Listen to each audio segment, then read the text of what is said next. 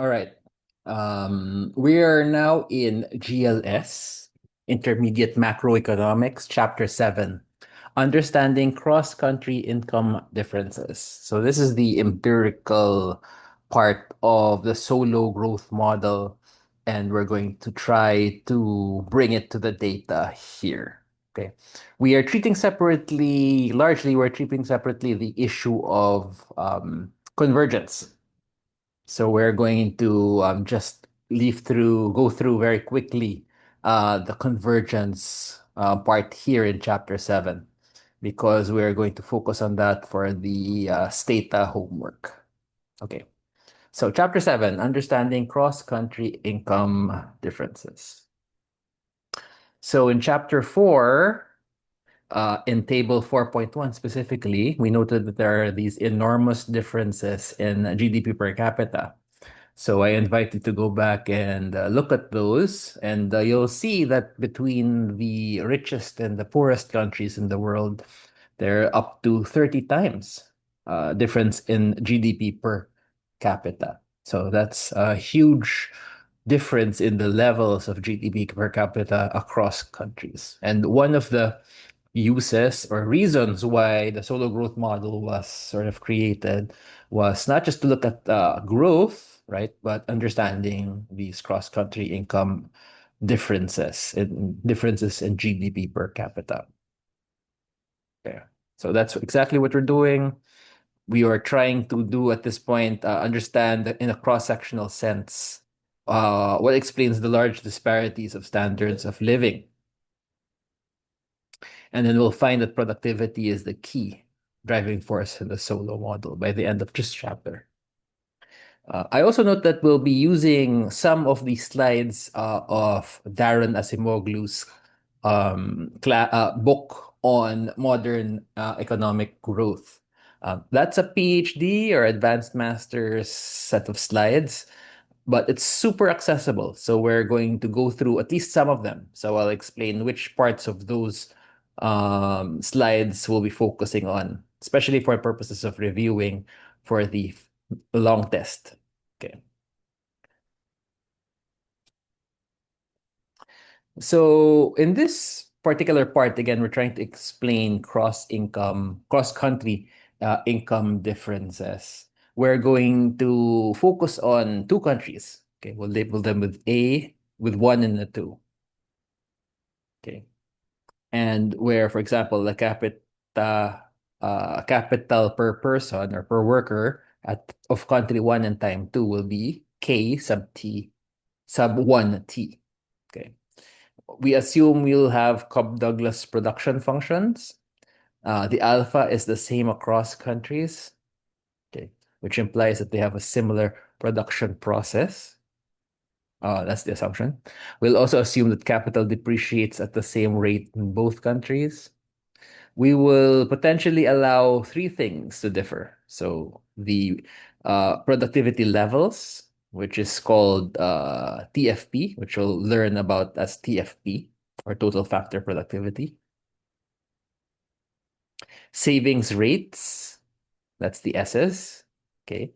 Recall that in solo, those are exogenous variables. And then the endowments of capital per worker. Okay. K1T is not going to be the same as K2T necessarily.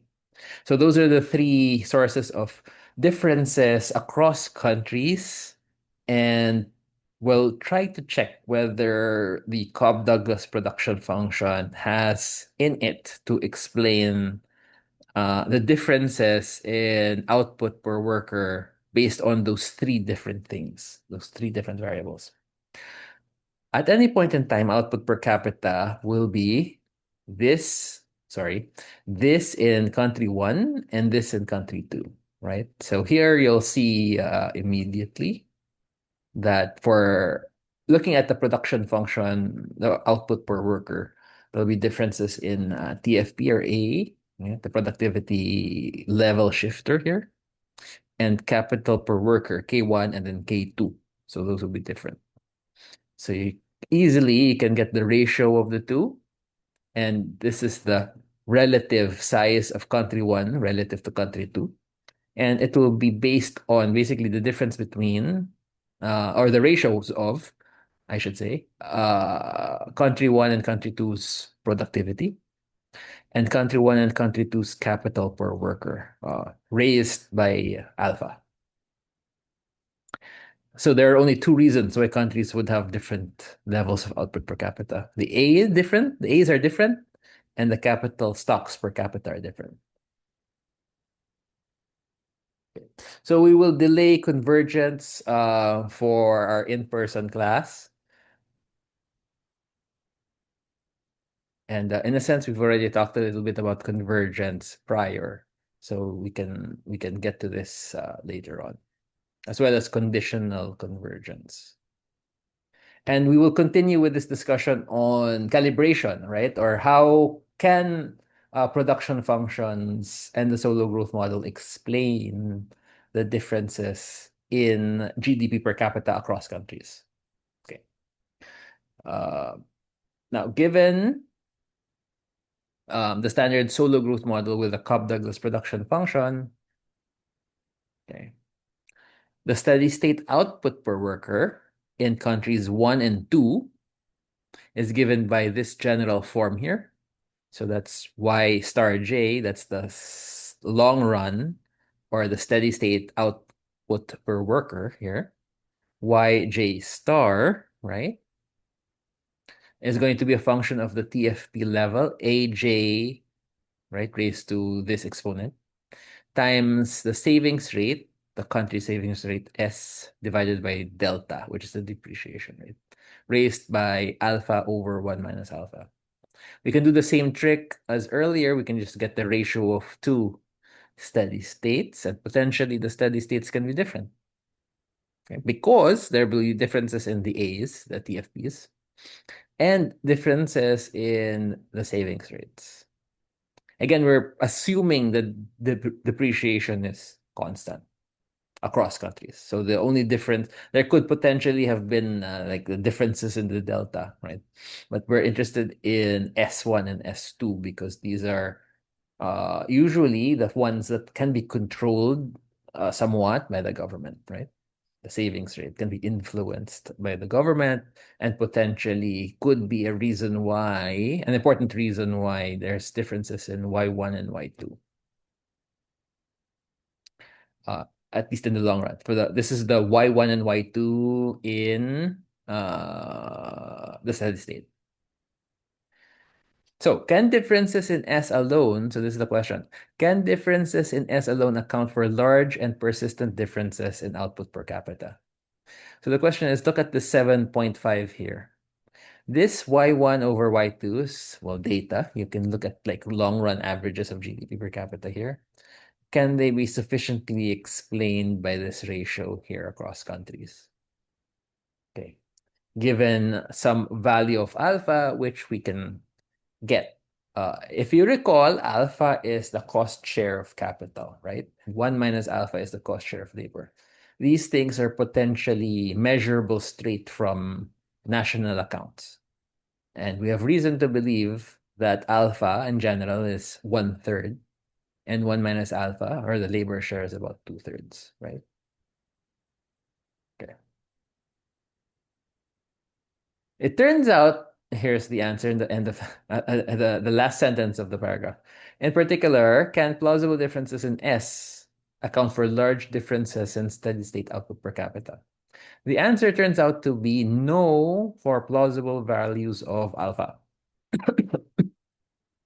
Okay, so that's bad news for the solo growth model. So let's focus on S's by assuming that A1 and A2 are the same or equal. Therefore, you can see that the ratio of output per capita here is just a function of the ratio of the savings rates here. Okay. Raised to alpha over 1 minus alpha.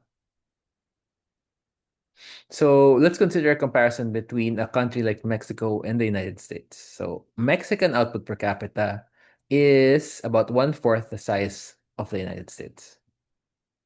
Okay. Country one is US. Country two is Mexico. Therefore, Y1 over Y2 equals 4, right? So the United States is 4 times bigger than Mexico in output per worker. if this is given this data, we can solve for 7.6 as a function of S2 in terms of S1. Okay, and it will turn out to be this one, right? S2, which is Mexico's savings rate, is 4 raised to alpha minus 1 over alpha times the savings rate of the United States. So a plausible alpha is 1/3. With this value of alpha, 4 raised to alpha minus 1 over alpha is 6.25%. Okay, so that tells us that Mexican GDP, okay, is going to be 6% of the US savings rate. Okay, if we were willing to use the variance in the savings rate to explain the differences in output per worker. Okay, so recall this. This is the Mexican savings rate. This is the U.S. exchange savings rate. Then this is 6% of S1. S1 happens to be 0.2 or 20%. So that means that the Mexican savings rate would have to be 0.0125 or 1.25%, right? So that's a tiny, tiny savings rate, which is highly unlikely and is counterfactual, meaning it's not factual. It runs counter to the facts. It's not plausible.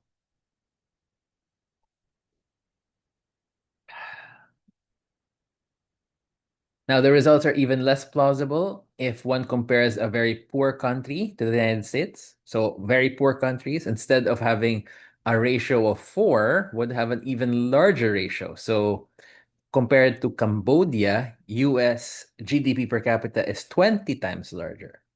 So, in this case, this 20 raised to alpha minus 1 over alpha, and alpha is 1/3. S2 or the Cambodian savings rate should really be 0.25%, right? Which is essentially zero, which is again not true for sure, right? Now, the assumed alpha has an important role to play in these plausibility tests. The exponent of 1 alpha minus 1 over alpha is -2. If alpha were 2/3 instead, suppose, the exponent would be negative square root, basically. With this value of alpha, taking the Mexican versus US comparison as example, we would need the Mexican savings rate to be about 1/2 as big as the United States. Okay, so I ask you to get this one. 4, okay, raised to -1/2, right? Which is basically 1/2, right? Because the square root of 4 is 2. So 1/2. So this happens to be much more plausible that the Mexican savings rate is about at least 1/2 the United States. So Mankiw, Romer, and Weil, they empirically examined the relationship between savings rates and output per capita. And they find that the savings rates are much more strongly correlated with GDP per capita across countries than the standard solo model with a relatively low value of alpha would predict. Their empirical analysis points to a value of alpha more in the order of 2/3. Okay, so in the Asimoglu slides, where we'll be talking a little bit more in depth about MRW, we will find out how they did their empirical work. Okay, and hopefully that will help you think about um, the growth literature generally speaking. Okay, and empirical work broadly speaking as well. MRW, or Mankiw, Romer, Weil, argues that the basic solo model is misspecified in the sense that human capital ought to be included. Okay, so instead of just physical capital, K, it should really have not just K, but human capital as well. So roughly speaking, they find that physical capital, human capital, and labor input ought to have exponents of around 1/3 each. So human capital ends up looking like physical capital in their model, and in a reduced form sense, implies a weight on physical capital on the order of 2/3. Okay. In other words, uh, if you only had physical capital, it would be misspecified, right? And instead of 1/3, it should really have been 2/3, right? Should have been bigger. With this, the solo growth model predicts a much stronger relationship between savings rates and output per capita if alpha were 2/3, right? If you had this MRW calls it the augmented solo model because it's augmented with the notion of human capital. With the solo growth model, physical and human capital together is 2/3, and that's a much more plausible relationship between savings rates and output per capita. Okay. Final topic here in this chapter is the role of productivity. For a conventionally specified solo model, again, going back, if you remove, for instance, human capital and go back to just regular physical capital and labor, differences in savings rates cannot plausibly account for very large differences, right? While the inclusion of human capital can help, it still cannot explain all of the observable income differences. Okay. To the extent in which we believe solo, this leaves differences in productivity, i.e., differences in A across countries, as the best hope to account for large differences in the standards of living across different countries. This is similar to our conclusion in chapters 5 and 6, especially in chapter 6, that productivity must be the primary driver of long run growth and not savings rates. Okay. However, it's a little different, right? In chapter 5 and 6, we're talking about growth, right? Meaning the growth of output per worker. In this 7.3, and in general, in this video and in this discussion that we're having, we're thinking about differences in GDP per worker across countries, the cross-sectional level differences in output per worker. And it's not about growth, it's about the differences in the standard of living across countries. Either situation, whether you're thinking about growth or differences in output per worker, directly, the message of the solo growth model is you must have it implies a large difference in the TFP or A across countries in order for the solo growth model to fit the actual data. Okay. This begs the question, are there large differences in productivity across countries? We can come up with an empirical measure of A across countries. This is called growth accounting. If you had taken my class in 101 prior, we had done a little bit of this growth accounting. So hopefully this is a bit of a review. If you had this kind of production function, which is Cobb-Douglas CRS, you can rearrange 7.8 after applying natural logs, and then you'll find that LNA is equal to GDP minus all of the inputs here, right? Inputs alpha LNK and minus 1 minus alpha LN or labor, where alpha and 1 minus alpha are, of course, the shares of capital and labor and output. If we can observe empirical measures of YK and N across countries, and if we're willing to take a stand on the value of alpha, we can recover an empirical estimate of LNA. Okay. It is a residual. LNA is a residual. And it's part of output that cannot be explained by observable capital and labor inputs. So that is called a solo residual. It's also called total factor productivity.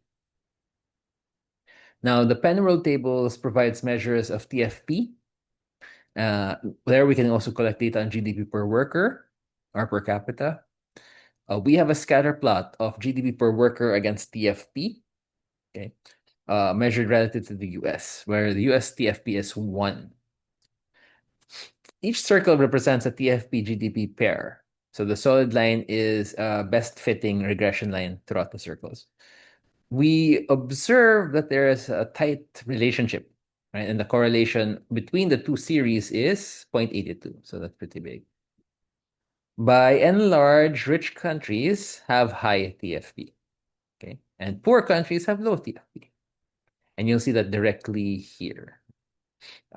This is a high correlation, but it's not necessarily a great, like, amazing fit. So there are lots of countries, these dots are countries, which are away from the best fitting line. So in this particular dot, for instance, given the fact that its TFP is so high relative to the United States, it's interesting that its GDP per worker is much lower than predicted. The predicted would be somewhere along this line here, right?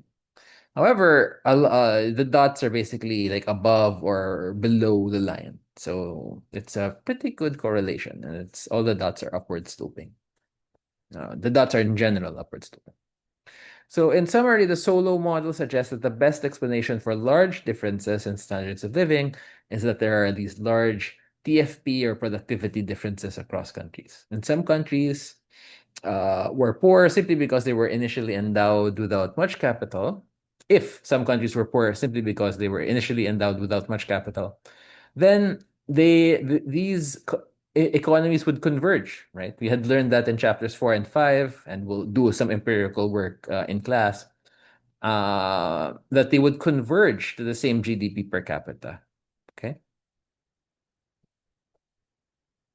For plausible values in alpha, the differences in savings rates would be needed to justify the large differences in GDP per capita is implausible. So this leaves differences in productivity as the best candidate within the context of the solo growth model to account for these large differences in standards of living.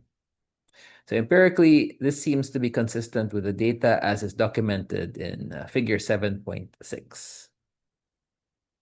So this conclusion begs the question, what exactly is productivity? The model takes this variable to be exogenous, i.e., does not seek to explain it.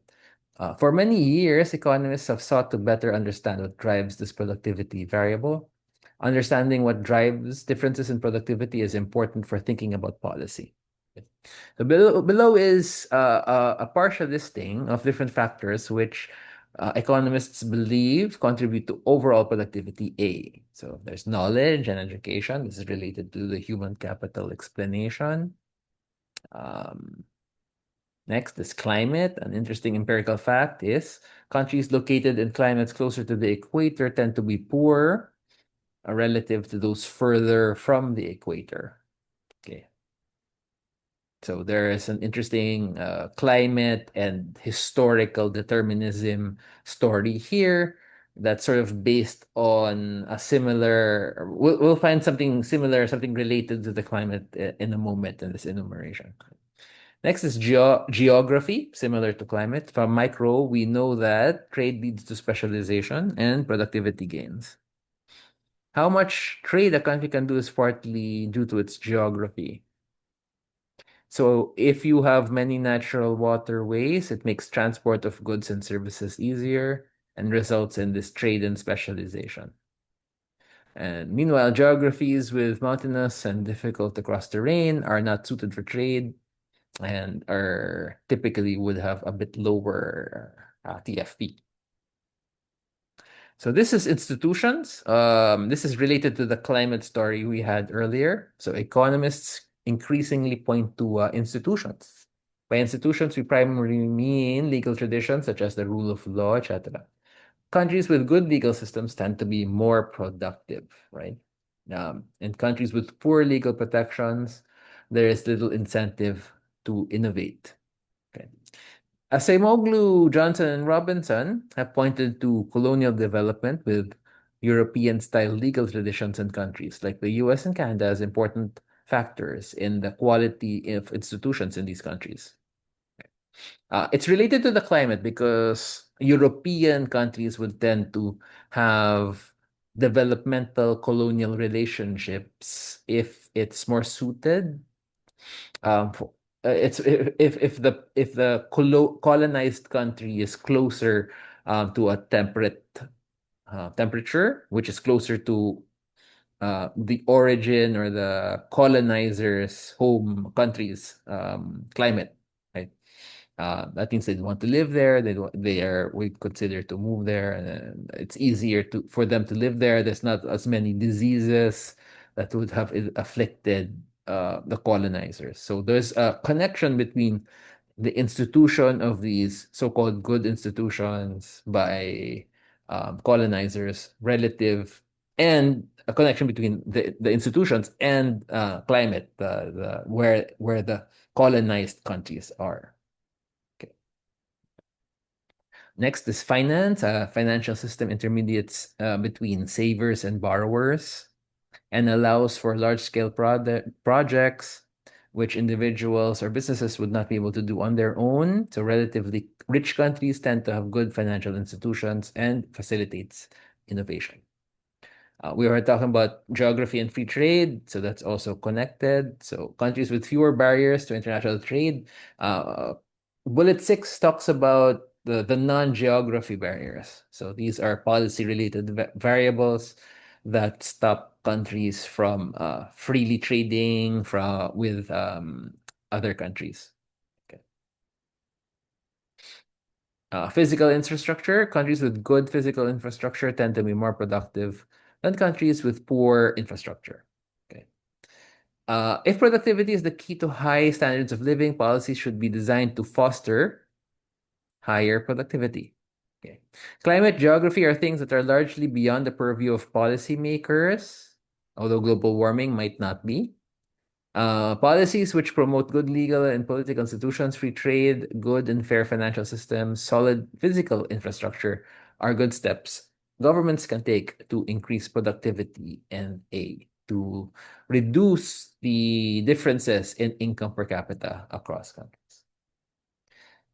So that ends chapter 7 of GLS. Here's the summary. Make sure you look over these problems because these are potential questions for either the assignment or the long tests. In class, we'll be talking about not just, well, we'll be talking about convergence and especially the convergence as relates to the paper that we'll be sort of empirically replicating.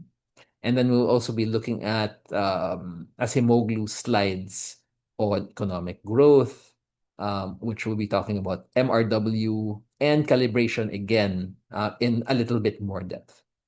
All right, thank you.